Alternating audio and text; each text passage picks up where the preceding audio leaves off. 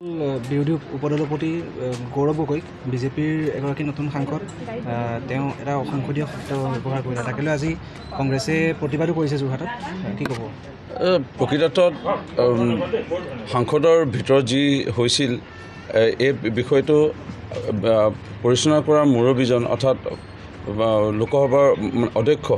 তেওঁ ইতিমধ্যে এই শব্দটো যি ষ্টুপিড বুলি ব্যৱহাৰ কৰিছিল এই ষ্টুপিড বুলি ব্যৱহাৰটো সাংবিধানিক বুলি পেলাই উঠাই ল'লে তাৰপিছত কংগ্ৰেছে নাটক বা কংগ্ৰেছে আজি যিটো প্ৰতিবাদ কৰাৰ কোনো যুক্তি নাছিল কেলে প্ৰতিবাদ কৰিছে মই নাজানো প্ৰথম কথা দ্বিতীয়টো যদি আমি চাওঁ বাক স্বাধীনতা আছে সংবিধানে আমাক দিছে কিন্তু এটা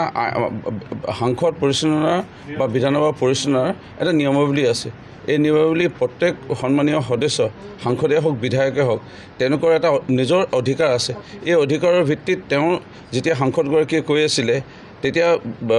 গৌৰৱ গগৈ ডাঙৰীয়াৰ মাজত মাতি পেলাই কিবা বিতৰ্ক এটা আনি বা কিবা টিভিত ওলাবৰ কাৰণে যদি বিতৰ্ক এটা কৰি পেলাই বা কিবা নেতা হৈ থাকিব লাগে টিভিত ওলাই থাকিব লাগে সেইটো যদি তেওঁ যদি চক্ৰান্ত কৰি এইটো মাজতে এনেই মাত মাতি দিয়াটো সেইটো যুক্তিসংগত নাছিল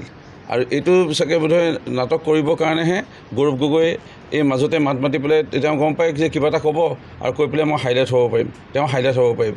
এই এটা উদ্দেশ্য লৈ পেলাই তেওঁৰ কিবা ক'ৰবাত সাংসদৰ ৰাজনীতি এটা কৰিব বিচাৰি আছে কামটো নাই কৰা কামটো কৰিব নোৱাৰি কাৰণ সকলোৱে জানে যে কলিয়াবৰ লোকসভাত তেওঁ 10 বছৰ সাংসদ হৈ আছে আৰু এই 10 বছৰ কালচোৱাত ৰাইজে এইটো কথাও জানে যে এই 10-15 বছৰত তাত কি হৈছিল তাত কাম কৰিব পাৰিছিলে নাই এইবাৰ হয়তো তাত চাগে প্ৰত্যাহ্বানৰ সন্মুখীন হ'লহেঁতেন যাৰ কাৰণে তেওঁ সমষ্টিয়ে সলনি কৰিলে আৰু ইয়াত এতিয়া ৰাইজে কথা কোৱা মানুহ লাগে বুলি পেলাই জিকালে কথা কোৱা মানুহ কাম মানুহে আৱেগিকভাৱে জিকালে এতিয়া কাম কিমান কৰিব এইটো লৈ পেলাই ৰাইজে এতিয়া চাব নিশ্চয়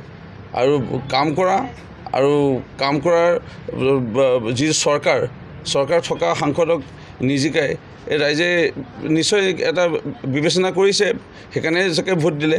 5 বছৰ এনেই থাকিম বুলি আসাম ৰাইজে যিসকলে ভোট দিছিল মই তেনেকুৱা কথা কৈছোঁ যিসকলে ভোট দিয়া নাই তেওঁলোকে আমাৰ প্ৰাৰ্থীগৰাকীক তপন কুমাৰ গগৈ ডাঙৰীয়াক ভোট দিছিল তেওঁলোকে জানে যে প্ৰকৃতত উন্নয়নৰ কাৰণে তপন গগৈ ডাঙৰীয়াক ভোট দিয়াটো উচিত কাৰণে তেওঁক দিছিল এতিয়া আসামে আকৌ কথা অকল শুনিবৰ কাৰণে দিছিল এতিয়া 5 বছৰ কথা শুনা বিধায়ক এজনক পালে সাংসদ এজনক পালে এই 5 বছৰ শুনি থাকক আৰু সাংসদজনৰ কথা টিভিত ওলাবৰ কাৰণে সেইটো বিতৰ্কটো কৰিছে না মই সেইটোৱে স্বাভাৱিক কাৰণ প্ৰত্যেকৰে এটা স্বাধীনতা আছে প্ৰত্যেক সাংসদৰ এজন অধিকাৰ আছে তেওঁ কোৱাৰ নিজৰ সমষ্টিৰ কথা কোৱাৰ তাত বেলেগ এজন সাংসদে বাধা দিয়াটো এইটো বাধা দিয়াৰ নিচিনা হ'ল এক প্ৰকাৰ কাৰণ কোনোবাই খুব কমটি সময় পায় তাত আমি 500তকৈ অধিক সাংসদৰ সংখ্যা বিধানসভাতো 126জন বিধায়ক তাৰে আমি যদি মুখ্যমন্ত্ৰী মন্ত্ৰীক বাদ দিওঁ তা আমাৰ বিধায়কৰ সংখ্যা 110 মান হয় আমাৰ সময় খুব কমটি 5 মিনিট সেই সময়ত যদি বেলেগ এজনে যদি তাত আমাক যদি 10 ছেকেণ্ডো লৈ লয় সেইটো বহুত অসুবিধা হয় মানসিকভাৱে ভাঙি পৰা যায় আৰু সেইটোৱে অলপ জানিব লাগে মোৰ মতে অন্য একো নাই টিভিত ওলাই থাকিব লাগে আৰু এই তাৰে এটা চেলু লৈ বা এটা গণ্য লৈ এই গৌৰৱ গগৈ বাধা দিব চেষ্টা কৰিছে এটা হস্তীয়া ৰাজনীতি আৰম্ভ কৰিছে যিটো হস্তীয়া ৰাজনীতি গণনীতিক এই দেশত কিন্তু ইমান শুভ নাপায় আৰু নহয় আগতে কৈ দিওঁ 2024-25 বৰ্ষৰ যি বাজেট যি দাখিল কৰা হ'ল 24 আৰু 2025 বৰ্ষৰ এই বাজেটৰ পৰা বাজেটত ইতিমধ্যে সকলোৱে গম পাইছে অন্নদাতা অৰ্থাৎ কৃষকসকলক গুৰুত্ব দিয়া হৈছে বিশেষভাৱে যিসকল দুখীয়া লোকসকলক দৰিদ্ৰ লোকসকলক গুৰুত্ব দিয়া হৈছে ইয়াৰ লগতে মহিলাক বিশেষভাৱে গুৰুত্ব দিয়া হৈছে আৰু 4 নম্বৰতে হ'ল যে যিসকল